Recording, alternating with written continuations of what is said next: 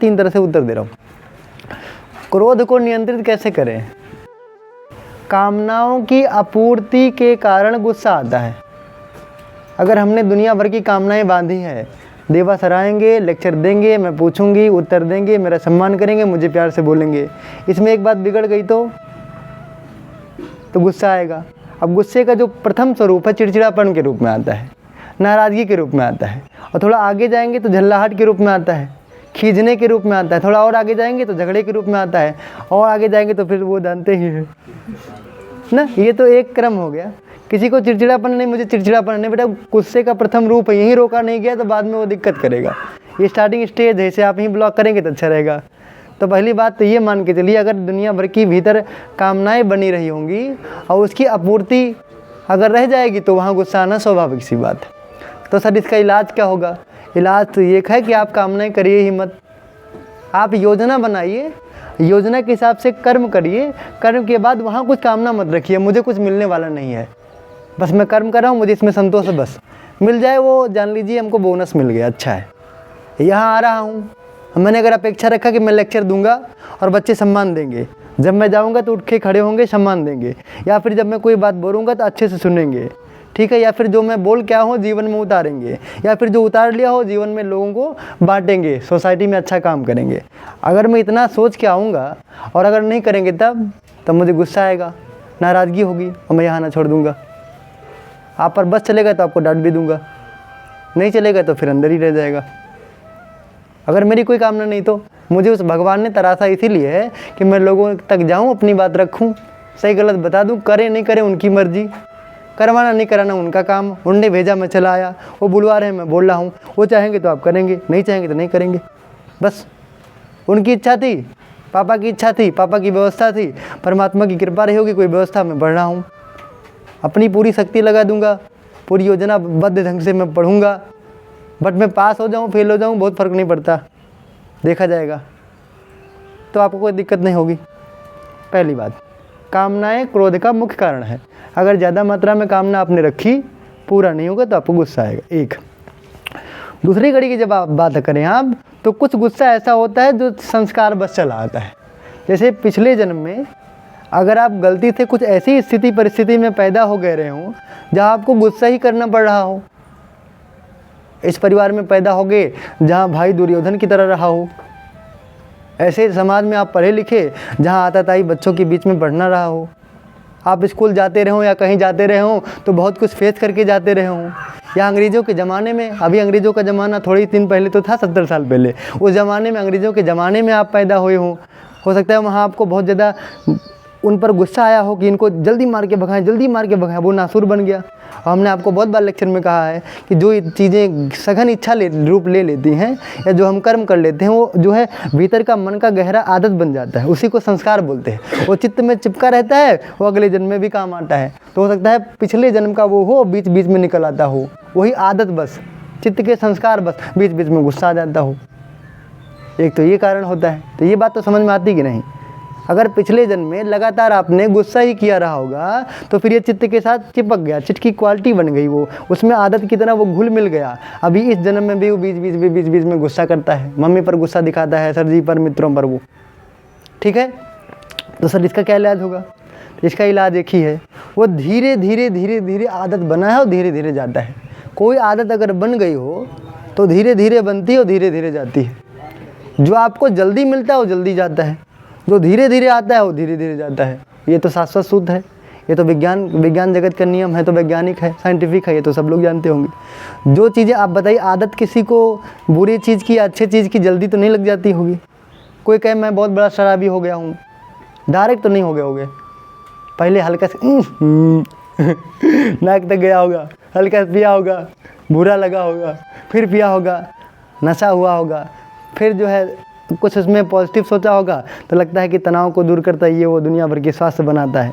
दुनिया भर की बहानेबाजी और कामनाएं उससे जोड़ दी, कल्पनाएं जोड़ दी तो अच्छा लगने लगा, अब आदत पड़ गई, महीनों साल भर पी, अब ऐसी आदत बन गई, सालों साल पीने की नाते अब वो छूट भी नहीं करे तो क्या करें?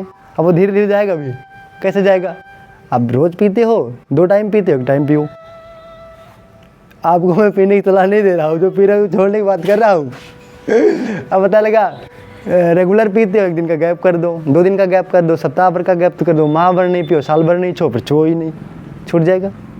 बस खराब आदतें लग गई, धीरे धीरे लगी थी, धीरे धीरे चली जाएंगी। और जब आप सोचो कि अभी तुरंत मैं महापुरुष हो जाऊँ, तो ये गलत बात है। ये हम गलत सोच रहे हो, गलत ये होगा ही नहीं। तो ज़रूरी है कि जब अगर वो कभी कभी देखती होंगी अकारण गुस्सा आता है, कुछ पता ही नहीं, हम चुपचाप बैठे थे, पता नहीं क्या मुझे हो गया कि गुस्सा पड़ गए, टूट गए, सिस्टर पर, भाई पर, माँ पर, किसी पर टूट गए, वो गुस्सा उतार दिए। ये क्या है? ये उस जन्म का संस्कार है जो हमको पता ही नहीं पड़ता। अकारण गुस्सा जो होता है वो किसी जन्म का संस्कार चिपका हुआ है, बीच में जब वो निकल जाता है तो मुझे दिखाई देता है, बुरा लगता है। ठीक है, तो ये कितने जन्म का हुआ, धीरे धीरे करके आदत में आया और धीरे धीरे अभ्यास से छूट जाएगा, कोई दिक्कत नहीं। अब क्या करें, जैसे ही गुस्सा आए उस पर काबू करने की पूरी कोशिश करो, रुक तो नहीं जाएगा, हल्का हो जाएगा, धीरे धीरे करके वो छूट जाएगा, पर सालों लग जाएगा, तुरंत नहीं जाएगा, पर जिस दिन छूट जाएगा वो बड़ा आनंद आएगा, उससे मुक्ति मिल जाएगी। जान लीजिए एक राक्षस से मुक्ति मिल गई, एक जो है दुश्मन से छुट्टी मिल गई, अच्छा काम होने लगा। तो धीरे धीरे आदत डालिए। तो सर क्या करें इसके लिए? सबसे पहली बात, जैसे ही आपको गुस्सा आए तो अपने मन को मनाइए, मन को बताइए कि ये गलत कार्य है। फिर आप क्या करिए, मन को डाइवर्ट करिए, जिस पर गुस्सा आता हो, जिस स्थिति में गुस्सा आता हो उससे दूर हो जाइए, उस परिस्थिति से दूर हो जाइए और स्वाध्याय पढ़िए, जिसमें आपको रुचि हो वो काम करिए। गेम अच्छा लगता है, गेम खेलिए। आपको लगता है किताब अच्छी लगती है, किताब को पढ़ना शुरू कर दीजिए। धीरे धीरे पढ़ते पढ़ते पढ़ते पढ़ते ज़्यादा मात्रा में जुड़ जाएंगे तो मज़ा आ जाए। लगता है कि देवा सर का लेक्चर अच्छा लगता है तो यूट्यूब पर खोल लेना, आप थोड़ी देर वही सुन लेना, तो उसमें भी आप मच जाएंगे, तो गुस्सा दब जाएगा। और अगर थोड़ी सी भी चूक हुई तो गुस्सा कार्य रूप में परिणित होते देर नहीं लगता, और कार्य रूप में अगर आ जाए तो उसका बहुत सारा नुकसान होता है, अपना भी विनाश है, सामने वाले का भी, उसमें कोई हित नहीं। गुस्सा कभी हित नहीं करता। रावण जैसा आता ही सामने खड़ा हो तो दूसरी बात है, बाकी हर स्थिति में गुस्सा बुरा ही होता है, किसी का कभी भला नहीं कर पाया। सामने वाला बिल्कुल अंतिम क्षण तक 100% वही मांग कर रहा है कि वो मारा ही जाएगा, उसके अलावा कोई विकल्प ही नहीं है, तो बात अलग है। पर यहाँ हमारे आपके साथ कोई ऐसी बात घटती ही नहीं है। हमारे आपके साथ हर बात यही है कि अगर उसे हम विवेक से सोचें, समझदारी से सोचें, तो फिर मान के चलिए उसका हल आसानी से बिना गुस्से के भी निकल आ सकता है। अगर सोचें तो हमारे पास छोटी मोटी समस्याएँ हैं, महाभारत जैसी और जो है रामायण जैसी कोई समस्या हमारे पास नहीं है। तब उसके लिए आप सामान्य क्रम करें तो ठीक हो जाए, गुस्से से ये मुक्ति है। अगला प्रश्न किसी का हो तो संतुष्ट है, किसी और का कोई क्वेश्चन हो तो पूछो। आप बेहिचक पूछेंगे तो आपको आपका जवाब मिल जाएगा। और जीवन में जो उन्नति नहीं हो रही है, पीछे चले जा रहे हैं, अंदर से कुड़ के जी रहे हैं आप, असंतोष आपको है, तनाव है, विषाद है, काफ़ी मात्रा में हट जाएगा, विकास होगा, आंतरिक विकास। हाँ, कोई प्रश्न करना हो तो आप पूछ सकते हैं, दबाव नहीं है। यदि आपके पास प्रश्न हो तो बनावटी नहीं पूछना है, तो ठीक है। चलिए ठीक है, अपनी तरफ से कुछ बातें जिसके लिए मैं आया था मैं बता दूं आपको। बहुत ज़रूरी है जीवन को अपने परखा जाए, जांचा जाए और समझा जाए। बहुत सारी दिक्कतें इसीलिए हैं क्योंकि हम अपने को समझते ही नहीं तो गड़बड़ा देते हैं। हमारा सुबह से शाम तक का जितना भी कार्यक्रम है वो केवल प्रवाह में बह रहा है। प्रवाह में बहने का मतलब जो समाज की प्रथा, जो समाज के प्रचलन, जो रीति रिवाज हैं, उसी ढर्रे पर वो चला जा रहा है। अपनी रुचि क्या है, अपनी क्वालिटी क्या है, अपना सामर्थ्य क्या है, अपनी योग्यता क्या है, भीतर की इच्छा क्या है, हम कर क्या सकते हैं, समाज की मांग क्या है, ये दूर दूर तक इसे किसी का नाता नहीं है। एक प्रवाह है, उसी में लोग बहे जा रहे हैं। तात्पर्य क्या है? कोई व्यक्ति कहे सर मैं पढ़ता हूँ, पढ़ते पढ़ते नहीं, प्रवाह है, आप चले आ रहे हैं। बच्चा पैदा हुआ तो समाज की एक परंपरा निकल आई है कि वो स्कूल जाएगा, बस इसी हिसाब से उसको भेजा जाता है। बस एक परंपरा है, एक प्रवाह है, इसीलिए भेजा गया। और एक प्रवाह है कि लोग पढ़ेंगे और 10th में जाएंगे, इंटर में जाएंगे। वही क्रम आप भी निभा रहे हैं। कुछ अलग सी बात? अलग सी बात बिल्कुल नहीं। कोचिंग करें, एक प्रवाह है, कोचिंग आप करें, लोग करें, आप करें। कोई शादी विवाह में खूब पैसा खर्चा करेंगे, वो प्रवाह है, वो कर रहे हैं।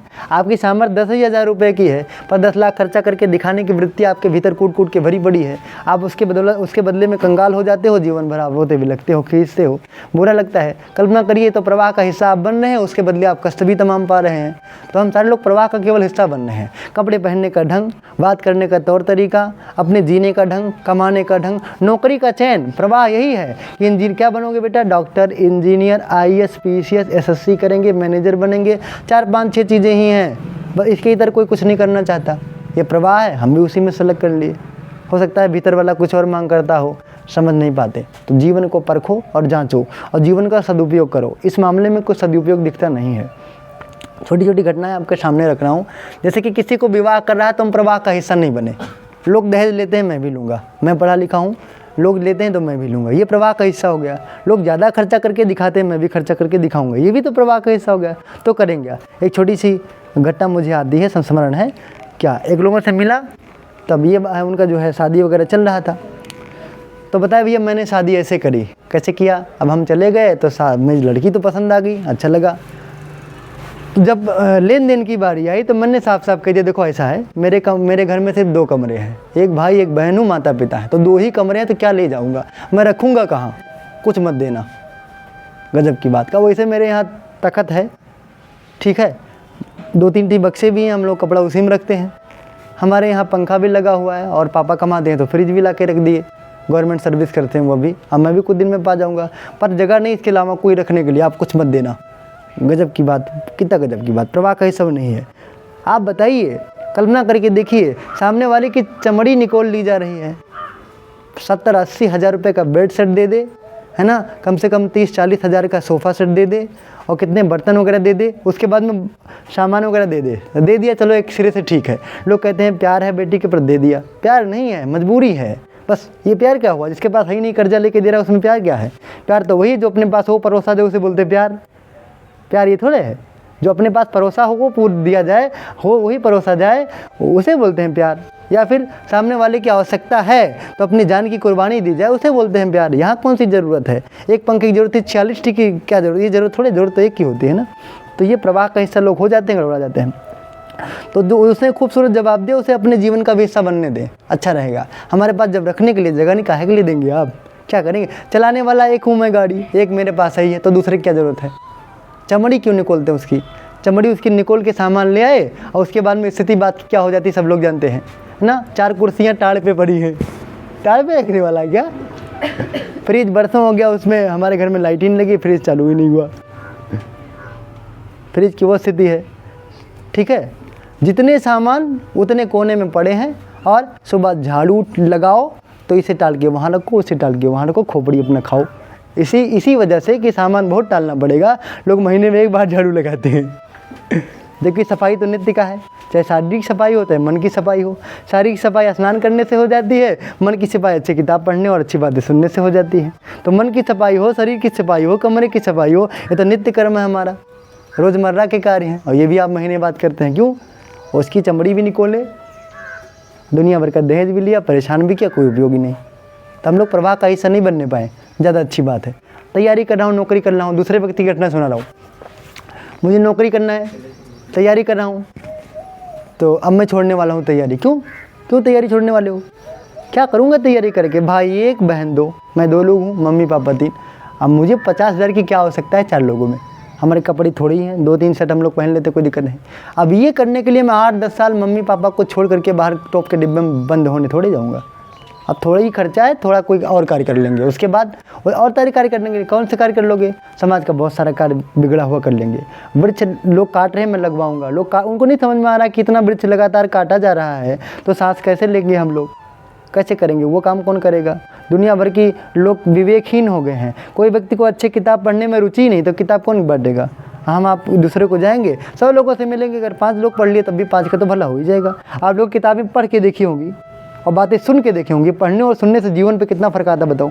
कितनी कमियां दूर हो जाती हैं, और भावनाएं कितनी पवित्र हो जाती हैं, विचार शक्ति कितनी बढ़ जाती है, श्रमशीलता कितनी बढ़ जाती है, और भीतर से एक आता है इच्छा कि मैं कितना बड़ा काम कर लूँ। बस वही बात लौट के आ जाती है कि जब खराब काम करने का या काम अच्छा ना करने का, नियम कानून से अनुशासित होकर काम ना करने का लंबे समय से आदत पड़ गया है, तो लंबे समय के प्रयास से वो ठीक हो जाएगा।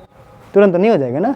लगातार लेक्चर सुनते हैं, मन तो आता है कि अच्छा कर लूँ, पर लंबे समय से आदत खराब लग गई तो हो जाती ही नहीं। अब लंबे समय तक प्रयास करें तो ठीक हो जाएगा। बुद्ध ने लिखा, कलयुग का ज़माना है, बहुत पापाचार है, अनाचार है, तो क्या विकल्प है? विकल्प वही है कि लोग गलत किए थे तो गलत हो गया, सही करेंगे सही हो जाएगा। बस मनुष्य ने बिगाड़ा था, मनुष्य करेगा ठीक हो जाएगा। आतंकवाद पैदा करने वाला मनुष्य, तो संत पैदा करने वाला भी वो बन जाए, कोई दिक्कत नहीं।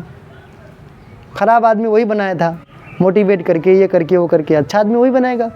तो बस हम सुधार लें। बस अपने जीवन को बर्बाद करने वाला कौन? मैंने। देर से कौन जागा? मैं। खराब खाना कौन खाया? मैं। जीभ पे लगाम कौन नहीं लगा पाया? मैं। गाली गलौज किया? मैं। ठीक है, पैसे कौन बर्बाद किए? मैं। समय कौन बर्बाद किया? मैं। सारे का जवाब मैं। हमने सारी गलती करी थी, तो मैं ही ठीक करूँगा, मैं सुधर जाऊँगा। बस मुझसे गलती हुई थी, ठीक है, एक्सेप्ट करता हूँ। 10 साल बीत गए, कोई दिक्कत नहीं। आपकी बार जो भी करूँगा एक रूटीन बना के, एक क्रम बना करके ठीक करके सबको मैं ढर्रे पर ले आऊँगा। मैंने गड़बड़ किया तो मैं ठीक कर लूँगा। और जैसे बात यह कि नहीं उनसे गड़बड़ हुआ, पापा अगर पैसे लगाए होते तो ठीक हो जाता, बस आप गड़बड़ा गए। आप ज़िंदगी में आप सुधरने वाले नहीं हैं। पापा कुछ भी किया, उनका दोष देने कोई काम नहीं है। अपने अंदर कमियाँ ढूंढो, ठीक करो। अब उनको पढ़ाया नहीं जा सकता। अगर वो अनपढ़ भी हैं, कम पढ़े लिखे, उनको समझदारी नहीं है, तो उनको ढर्रे पर नहीं लाया जा सकता। वो आपकी बात तब तक नहीं मानेंगे जब तक आप प्रमाणित ना हो जाए, IAS PCS की नौकरी नहीं ले ले, जब तक आप समाज के प्रतिष्ठित व्यक्ति नहीं बन जाए। 1000 लोग बाहर वाले आपका कहना मानेंगे, तब आपकी पिता की दृष्टि खोलेगी, नहीं मेरा बेटा ठीक है, तब वो मानेंगे। तो ये लंबा समय है, उनका दोष देना ठीक नहीं है। अपने को ठीक करोगे तो हमें वो भी ढर्रे पर आ जाएंगे। तो उनको नहीं दोष दो, आप अपने अंदर कमियाँ, जो गड़बड़ी हुई मेरे नाते हुई, मेरे नाते ठीक हो जाएगी। बस कितने लोग बिना कोचिंग के ठीक हो गए, कितने लोग बिना विद्यालय गए IAS PCS हो गए, कितने लोग कहाँ हो गए। आप पापा की कमी थी, पैसा कम दिया तो क्या दिया, कोई दिक्कत नहीं है। अरे वो बिना स्कूल गए वाले कैसे बन गए। अब मैं तो जाता हूँ ना, इतना बहुत है। उसके बाद में रात भर जाग करके जैसे करके मैं अपने आप को ऊँचा उठाऊँगा। ये भावनाएँ भीतर तक जाएँ, जहन में घुसे, तो फिर कार्यक्रम अलग सा बन पड़े, फिर जीवन अच्छा हो जाए। ठीक है, समय मेरे पास बहुत कम है, ऑलरेडी मैं लेट चल रहा हूँ। अगली क्लास में फिर मिलते हैं, ठीक है। अब हमको जाने दें, और जब आपको आवश्यकता पड़े हमको बुला लिएगा। अगर शाम टाइम बैच होगा तो मैं कभी भी याद आया करूँगा, और सुबह 7 बजे से विद्यालय है, इसी वजह से देर हो जाता है। और आप लोग प्रश्न करके रखिए, जैसे गुस्सा बहुत छोटी बात नहीं है। आप बार बार गुस्सा करते होंगे तो ऐसी फूल जैसी और हृदय को प्यारी माँ उसे रोज़ रूठ जाते हैं, जो रोज़ हमारे लिए काम करती है। गुस्सा और ये कमीना, ये घटिया, ये नालायक, ये सुअर अगर भीतर से निकल जाए तो माँ से हम नाराज़ नहीं हो। हमारे प्यारे प्यारे बच्चे जो 200 रुपये न जाने कहाँ ला के देते होंगे, 500 रुपये फीस, हमको प्यार देते हैं। समाज में हम लोग जो 2 कौड़ी के आदमी है, ठीक बात यही है। जब कोई कुछ नहीं कर पाया, टीचर बन गया, बहुत सीधी सी बात है। आज के समाज में कोई कुछ नहीं कर पाया तो टीचर बन गया। वो टीचर की औकात क्या है, 3000 रुपये वेतन पाता है बस। इसको कोई सम्मान देता सिर्फ बच्चे बस। आपके नाते मेरा सम्मान है, और आपके नाते मेरे ज्ञान का भी विकास हो रहा है। तो दोनों मामले में आप मेरे भगवान हैं।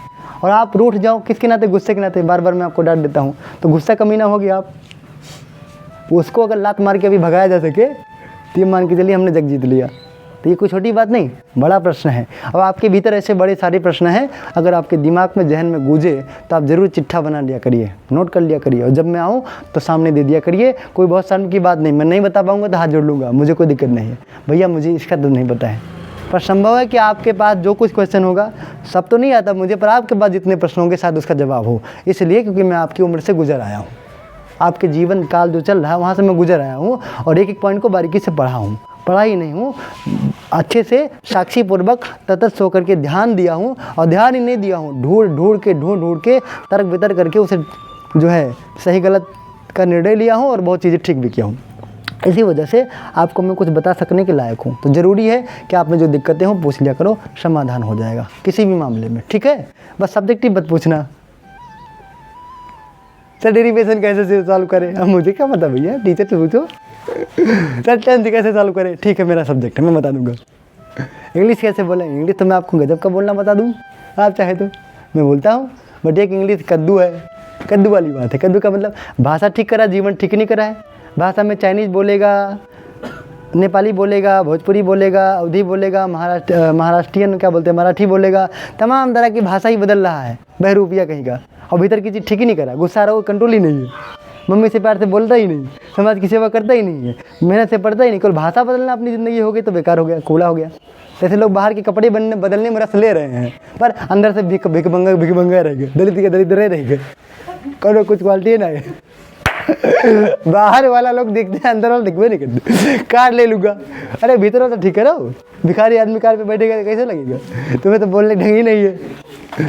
क्वालिटी बढ़ाओ तो बाहर की बात ठीक करो। बाहर पैंट शर्ट कैसा भी रहे चलेगा, पर भीतर वाला पैंट ठीक हो जाए, पैंट शर्ट बाद में आ जाएगा, ठीक है। चलिए बहुत बहुत धन्यवाद, जाएँ अब। सर मुझे एक हाँ नेक्स्ट टाइम आए तो, कल संडे है, कल संडे है ना, हाँ तो कल बुला लें आप।